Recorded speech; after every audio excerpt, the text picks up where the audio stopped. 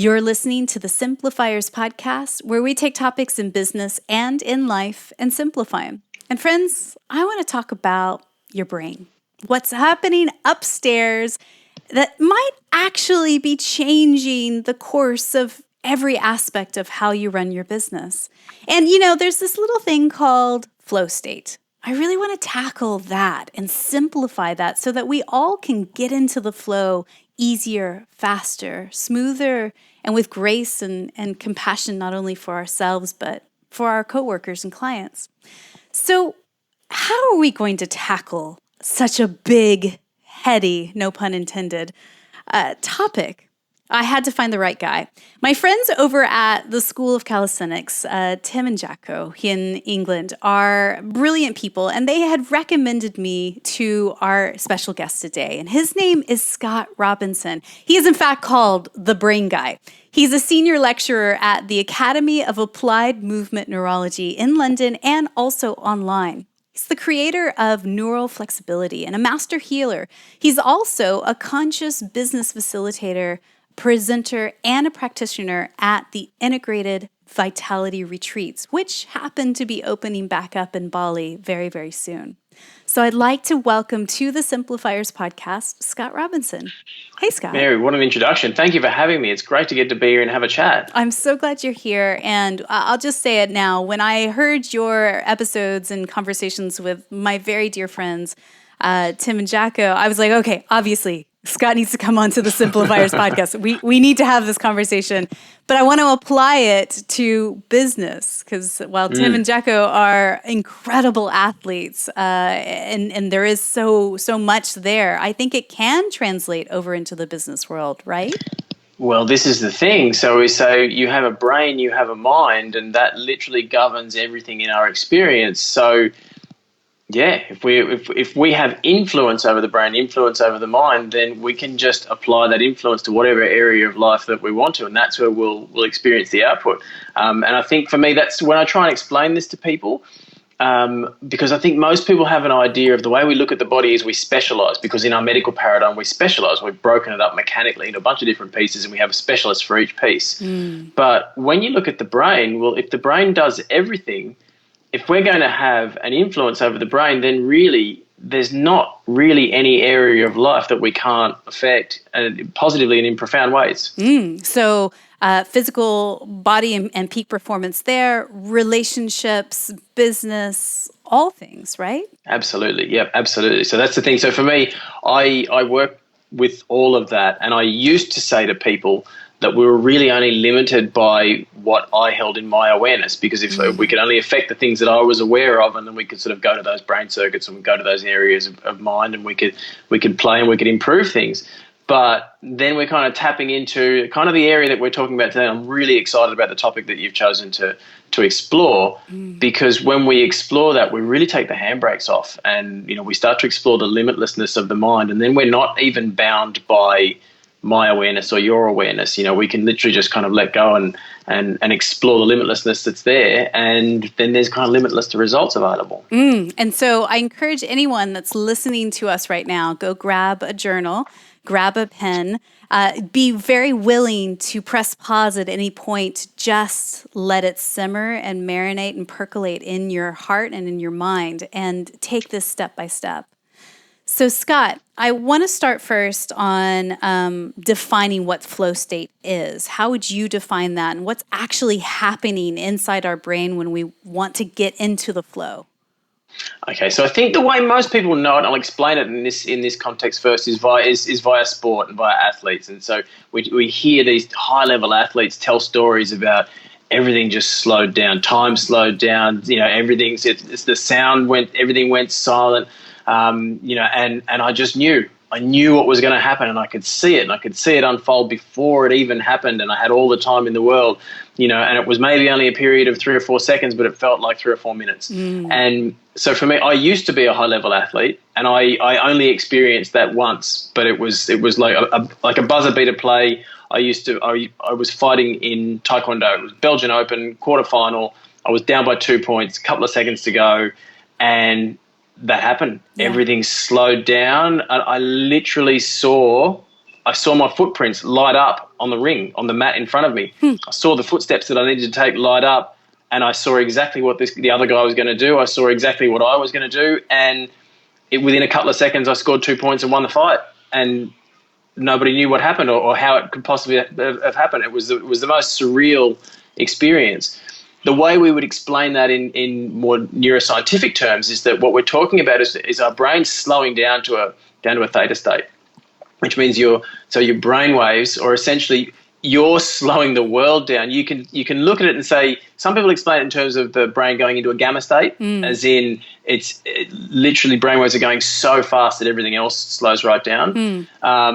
I believe it happens both ways. I believe that it happens when you go into a theta state as well, because when we go into a theta state, we can have expanded awareness. And essentially that's what we're experiencing. We're experiencing expanded awareness. So we're literally slowing the world down around us, potentially because we are just calculating and we are processing at such a phenomenal speed and phenomenal rate so that it makes everything feel like it's slowed down. And potentially it's because we have just expanded our awareness so far that we're literally just pulling in so much information, and we're just able to have a conscious experience where we're consciously processing that in the moment. Then we can do something with it. But essentially what we're really talking about is we're talking about putting these invisible wheels in motion, invisible wheels in the universe in motion for us, and we're making things happen. And so when we're doing that, essentially what we're doing is you can call it being aligned with universal energy, you can call it just being aligned with your true energy, you can call it just being in sync with all of the energy around you, but essentially you're pulling in all of this information, making sense of it, and then you're able to see the result unfolding and then participate in that. The way my clients explain it to me, the words that I hear back most frequently with the people that I work with, is it just feels like life is rigged in my favor, or it literally just it feels like literally everything, the universe is working for me. And essentially, I would say it's if you don't experience what we call higher sense or high sense perception, so if you don't have a perceptual range that's expanded beyond the normal regular 5 physical senses, then all of this stuff we're talking about, footsteps lighting up on a mat in front of you or invisible wheels in the universe turning and making things around you work for you, all of that sounds a bit like magic, and it sounds, basically just because we can't perceive it. But it doesn't mean that that's not happening. If we were able to perceive those mechanisms and see them actually in play, well, then we'd look at it and say okay, I can see how that's working. But essentially, we're creating on a subconscious level, we are creating a vibration, and we can do that via our beliefs, we can do that via our actions, but we're creating a vibration. And if we bring others around us and other things around us into resonance with that vibration, and where that vibration is created by clear, coherent thought, so clear, coherent thought energy about my purpose. In that example that I gave, I need to score 2 points. I've got about 2 seconds to do it.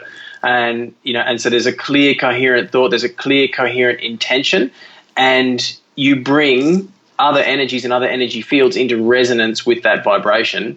And when other things are in resonance, then they're vibrating on your frequency, which means you're making them kind of work at your rhythm. And essentially that's the way we kind of describe the flow state. I think that's kind of how it makes sense in a sporting context, but then again, you can apply that to anything. In a business context, it's going to look like the phone rings at precisely the right time with the offer that you need right when you need it, or literally that report that you needed just gets delivered to you right on time, or somebody who's about to do a big piece of work for you, just for no apparent reason, just calls to get your opinion and check in because they just had an intuition that you had some information that you needed to add to that, or there was a consideration that needed to be made. And so it's those invisible wheels in the universe that you're putting in play via your coherent thought, your clear, coherent intention. And I'd like for everyone that's listening right now, just take a moment and pause. Like, what has happened in, say, the last week or so that was just online with what Scott was talking about? Just a strange coincidence, air quotes, synchronicity, something that's been dropped down into your timeline of your life that speak and resonate to this. Because I think it's so fascinating to me, Scott, and I really feel like only in the last couple of years have I started to awaken myself and realize that there's something way deeper at work here than I ever realized. And I think that for so many of us, we just go so unconscious through our life. We jam pack our schedules with busyness and noise, so that we don't have to actually ever, reflect on this stuff. Yeah, think about this, or even have moment to breathe or be aware. And then what happens in that cyclone of busy is days, weeks, months, years go by in a blink. And then all of a sudden you wake up and you're like, oh, I'm 50 or I'm 70 or what happened? What was all that?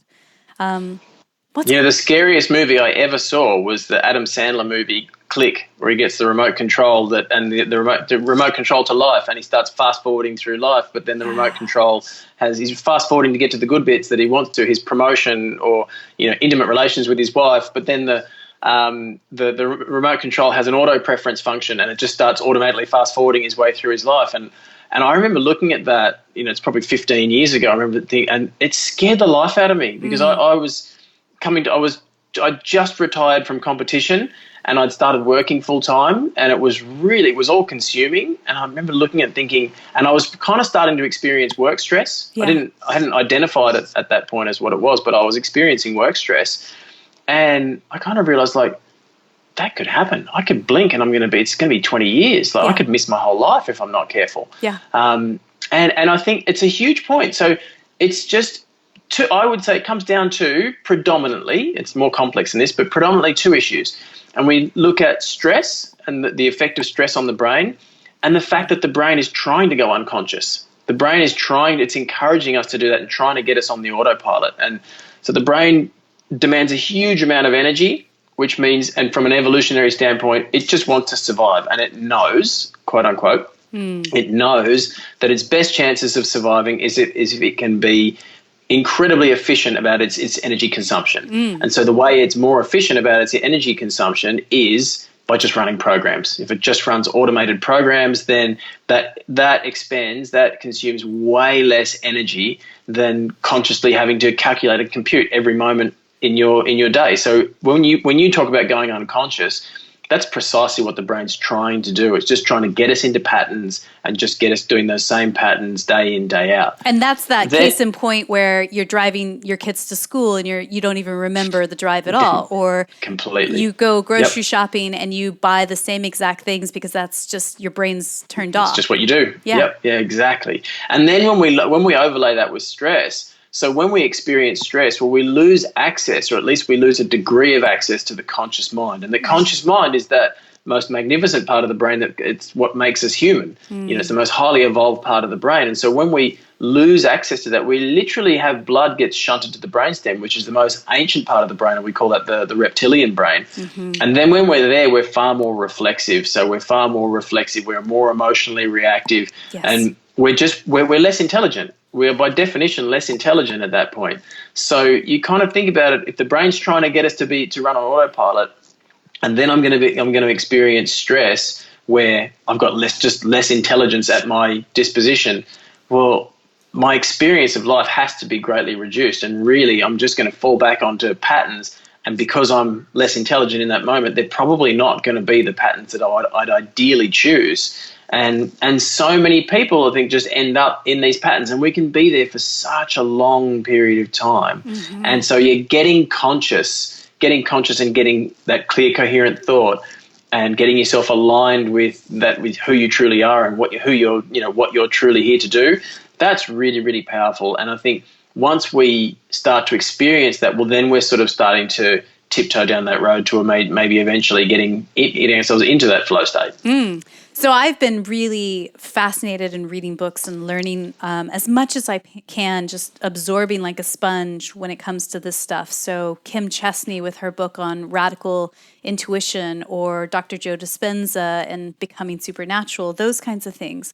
Love for you to break it down in as simple of terms as possible. And I think you have started the unconscious, the conscious, and the superconscious. Can you break that down and simplify it for us? Okay, so for our own simplicity and understanding, because we're a systematic animal and we like patterns and we like to have a mechanistic understanding of things, we have one mind, but we've divided it up into, for the purpose of understanding, we've kind of divided it up into three sections. So we've divided it into a conscious section, a subconscious section, and an unconscious section. Mm-hmm. A superconscious section. So our conscious mind is literally what we're using to just sort of chat now. That's literally 5% of our total brain processing. So 5% of our processing is conscious. We have a conscious awareness of literally only 5% of what's going on in the brain. Wow. The other 95% is unconscious, or we can call it our subconscious mind. Now, in the subconscious mind exist all of our subconscious beliefs. Now, these subconscious beliefs, they're just thought. It's literally just thought that's in the subconscious mind. But because the subconscious mind, it doesn't think critically, it doesn't analytically, it doesn't analyze things, it doesn't argue, it doesn't debate. It just accepts. It's like a little kid. It's like a child. So if a thought reaches the subconscious mind, then it just gets taken on as a belief. Now, once that thought goes in as a belief, well, then because that's a belief, that's now a rule. That actually is a rule in the mind, and it's governing function. And because it's governing function, it's now writing programs. So that belief then creates a program. And all of these programs exist in our mind, which we run for our automated behaviors and our choices and our biases and our preferences and our perceptions and what we're predicting that we're going to experience in our day-to-day. And so we're literally just falling back on those subconscious programs for huge amounts of our day. And so this is what we're talking about. If we can get conscious and we can bring more of our experience into our conscious awareness, then we can place our clear, coherent intention for what we truly want onto our life, and then we can start to act more consciously. Now, when we look at the superconscious mind, so your superconscious mind is a level of mind that everybody has and nearly everybody denies. So your superconscious mind is literally your connection to all the information in the universe. And I don't mind what you call it. Superconscious works well for people. You can call it your connection to the universe. Call it your connection to God, connection to spirit, connection to consciousness. Call it your higher self. I really don't mind what you want to call it. Yeah. The biggest thing that you can do is just acknowledge that you have one. Yeah. Just acknowledge that you have that connection, because once you acknowledge that, well, then you can actually start to draw something from that. As long as we're sort of sitting and saying, no, well, look, science says that doesn't exist, or, my belief is I've never experienced it, so it can't be a thing. If I'm denying it, well, then yes, you can 100%, you can prove me wrong that it doesn't exist because you won't experience it. Right. So your superconscious mind is kind of there and it's available, but only if you choose to look at it and actually choose to be open to it. So that superconscious mind wants to keep you safe, and it wants to align you with your highest expression of life. So your highest expression or your purpose. So if we choose to open to the information that's available from that superconscious mind, the superconscious if we get good at it, we can bring information from the superconscious directly into the conscious space, but your superconscious can just download things into your subconscious mind. So if we're talking about downloading information, as in new beliefs, new programs, if we can download that information into the subconscious and we can actually just take that on board, well, then we can just see that play out in new behaviors and new choices and new states of mind, new levels of mind. And so tapping into that is an incredibly powerful thing. And so I work in a healing space with people, and I'm forever saying to people that if we want to allow that, if we want to let that level of information come into the process, then we can get an absolutely miraculous result, and that's available pretty much every single time.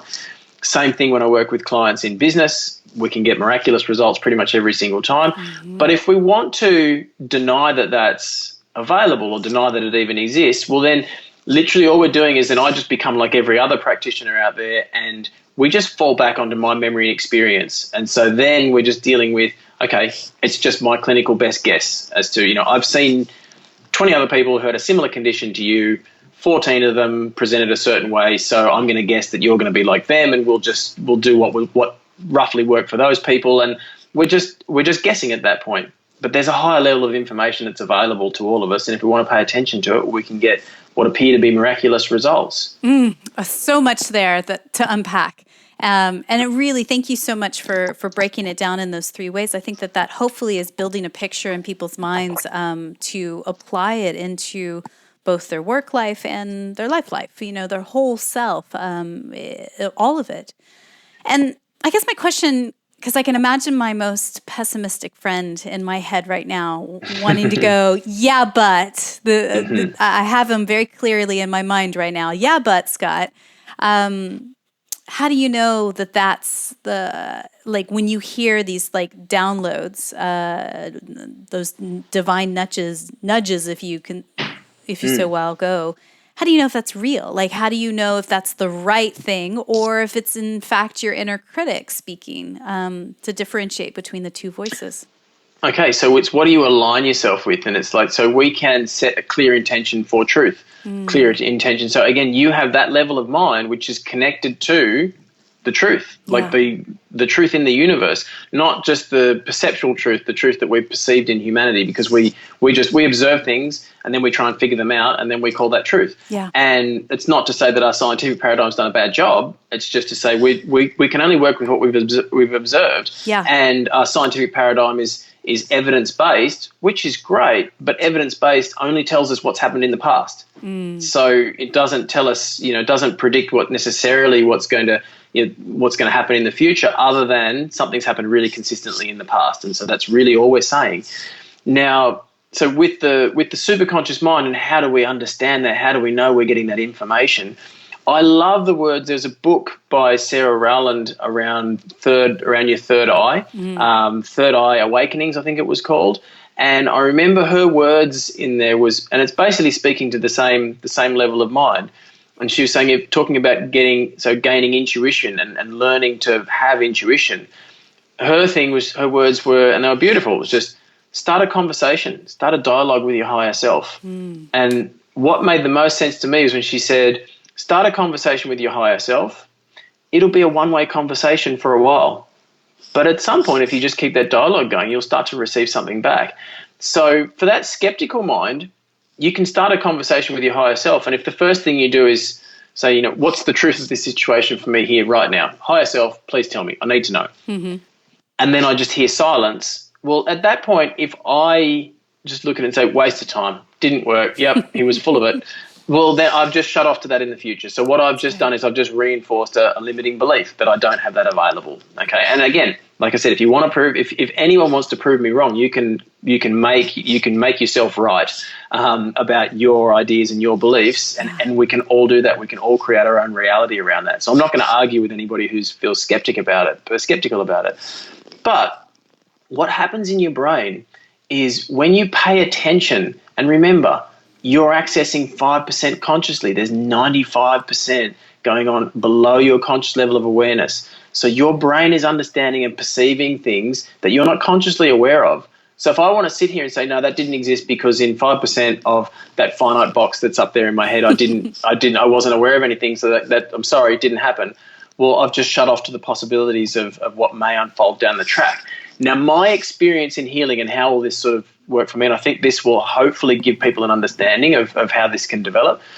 I just applied what I knew to be true from movement to intuition. And what I knew from movement was that if I just place my attention on something that I don't understand around the context of movement or something in the body, my brain's going to look at that and it's going to figure it out. It will look to solve that problem for me. And I'm probably not going to have the answer consciously initially, but if I just keep placing my attention on that subject, if I just keep going back there, my brain's going to figure it out on a subconscious level. And at some point, my subconscious is going to be kind enough to just pass that off into the conscious, into conscious awareness. Yeah. And all of a sudden, I'll have a light bulb. And I'll feel like, wow, I get it. Yeah, it makes me remind me of where you put your focus is where the energy flows, right? So yeah, where your attention goes is where your energy flows, 100%. And then we say, and that's where neural connection grows. So where your attention goes, energy flows, and neural connection grows. And this is exactly what we're talking about. So for me, in a healing space, I previously subscribed very much to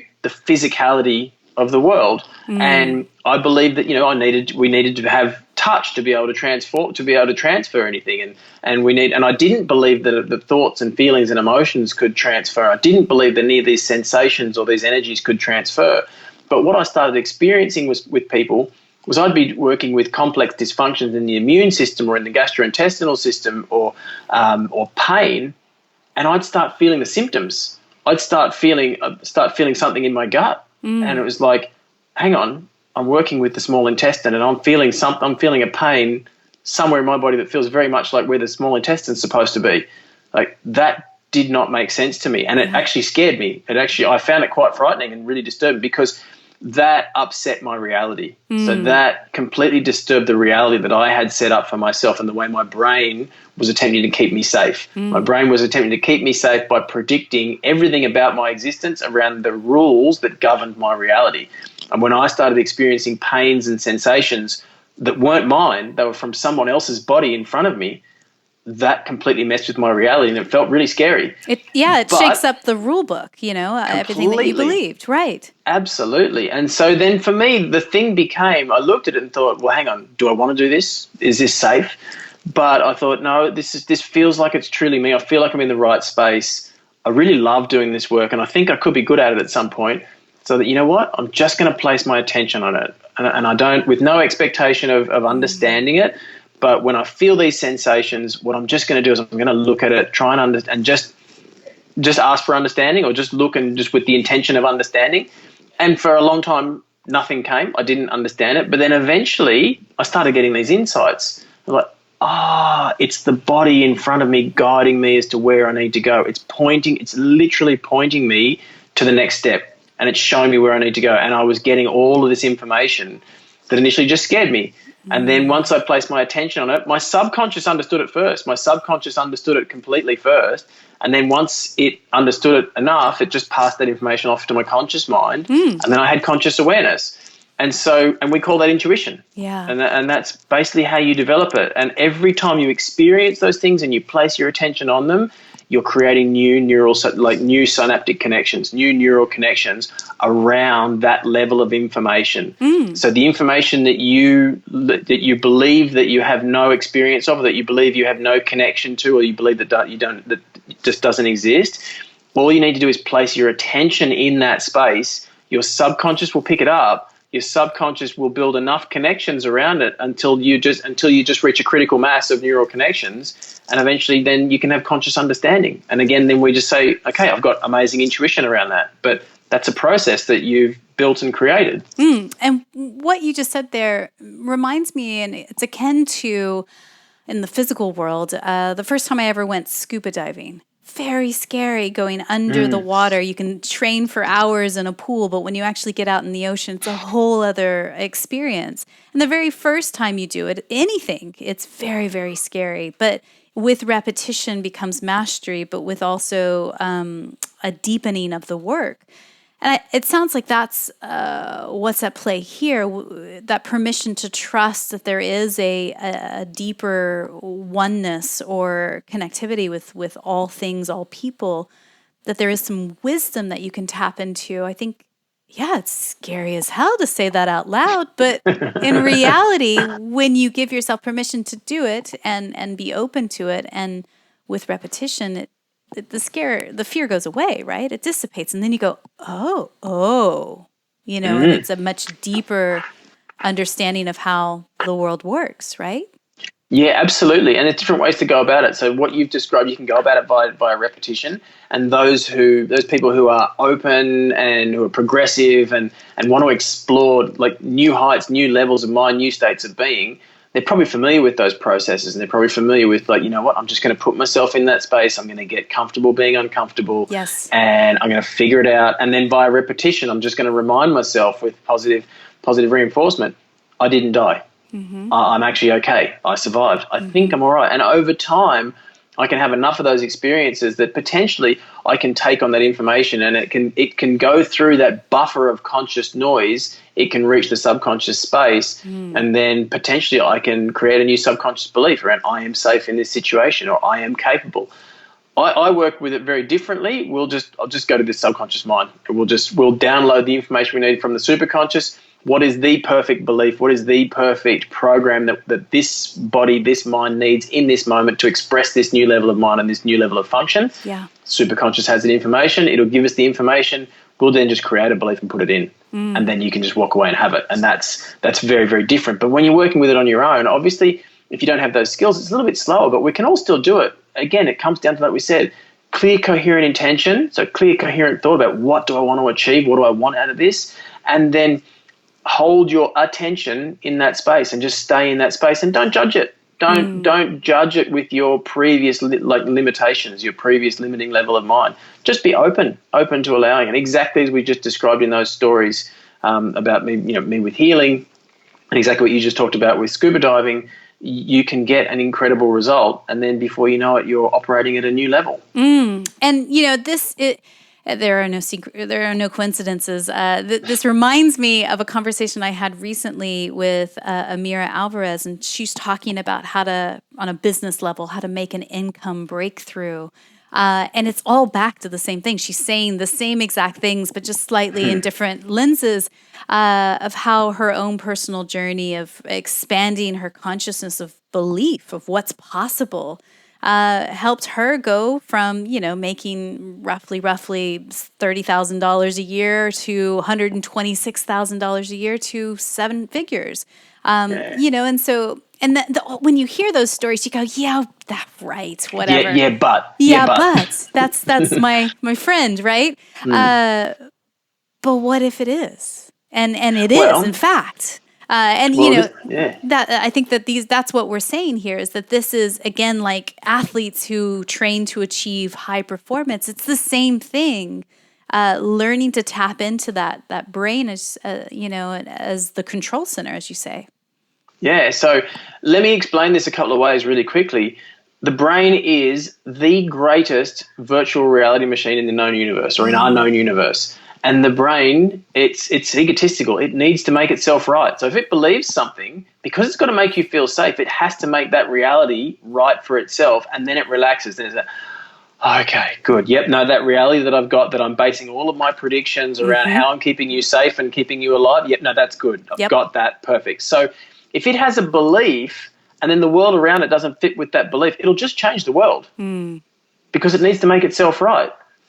So how about we just change our beliefs and then we can change the world around us? So the brain, as I said, it will literally make itself right about anything. So if I hold a belief that I am not worthy of having a high income, if I believe that, and so I'll put this, because I've dealt with this with myself with money and finance. And I don't know how I managed to create this belief for myself, but I created a limiting belief around money. And it was pretty much along the lines of I was earning good money. I was very comfortable with that. I was happy charging people, happy earning everything, and everybody was happy paying. I was giving a good service, people were getting good value. And then I decided that, I kind of realized my purpose was in this healing space. And for some reason, I decided that for people to know that I was truly authentic, money couldn't really be attached to that. If I was charging them money, then they must sort of feel like I'm inauthentic about, there's an ulterior motive that perhaps I just want the money. So I stopped asking for it. I literally just stopped asking for money because I wanted people to know that I was for some strange reason, I wanted people to sort of believe that I was more genuine, and that by not asking for money, that would do that. And then it was it was absolutely ridiculous because I was a personal trainer at the time. But I'd started doing rehabilitation, and I was trying to help people in all these different, more profound ways. And the problem was that people were paying me these big bulk packages. So I had enough. I had enough money to survive. But I'm married to an accountant, and this approach to life really didn't work. We were getting to the point where I was owed $20,000, $30,000. There was one point I was owed $60,000 because I just wasn't asking for it. And the other problem was all my clients were pretty good. So when I would ask for it, they'd all just pay, and the money would come in. So I just stopped asking. But then it came in a conversation, and then I just created a new belief around it, and everything changed. I was talking with a woman who just said, it's all about a balanced exchange of energy, Scott. You need to have a balanced exchange of energy in everything.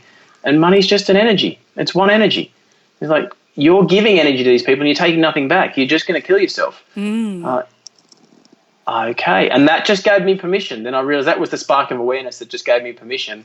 And then I just changed the beliefs that I held around money.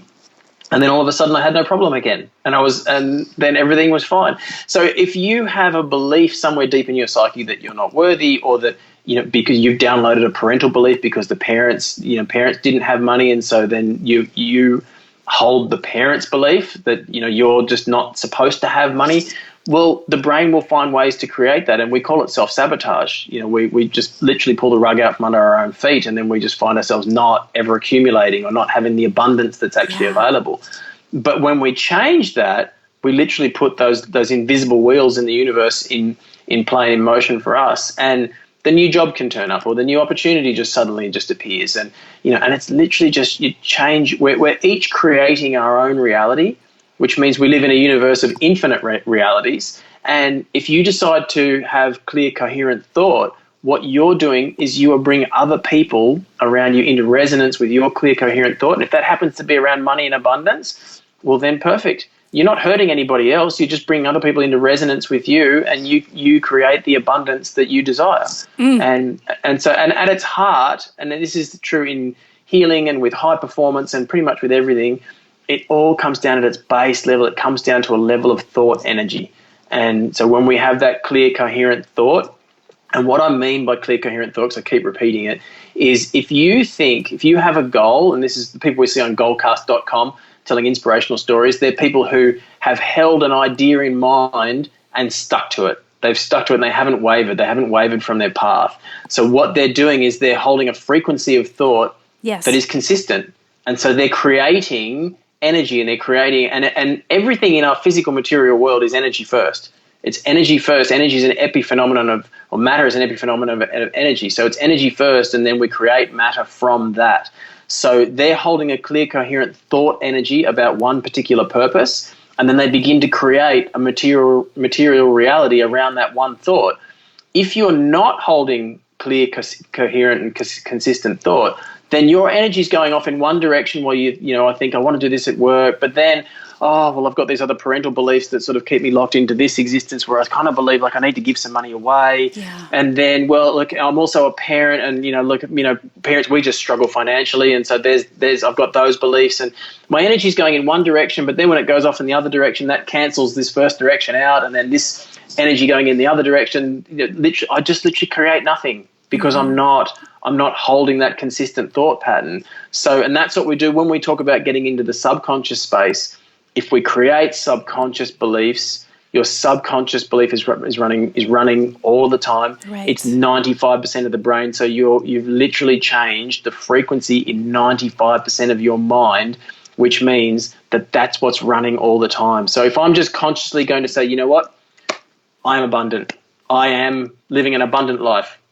That's only going to be happening in the times when I remember it and when I can quiet the subconscious mind, which is probably when I'm going to be in meditation or, so only a few moments a day am I going to be able to maintain that. If I can get those thoughts and those beliefs into the subconscious mind, well, then that's running all the time. And then in those moments when I remember, it's more effortless because subconscious is already doing that for me. All I'm doing is aligning my conscious mind with the subconscious mind at that point. And then literally everything goes into flow because I've aligned the levels of mind together. And so if I then have, sorry to cut you off, if I then have my subconscious beliefs, my conscious actions aligned with the truth of who I am from the superconscious mind, and all levels of mind are aligned together, well, then that's when we're talking about getting those invisible wheels in the universe together, and we go into that flow state because everything's working for us. Scott, I think you were in flow state for the last 5 minutes. I'm just going to say. No, you've said so much. And I feel like as a collective, we should all take a nice deep inhale. Deep breath. And just download what he just said, because I think there's so much to that that you just shared. And it's so beautiful to just witness you in your flow state, sharing all these things that you've learned working with clients and your own journey of understanding how the brain works. Woof. Scott is one smart cookie, isn't he?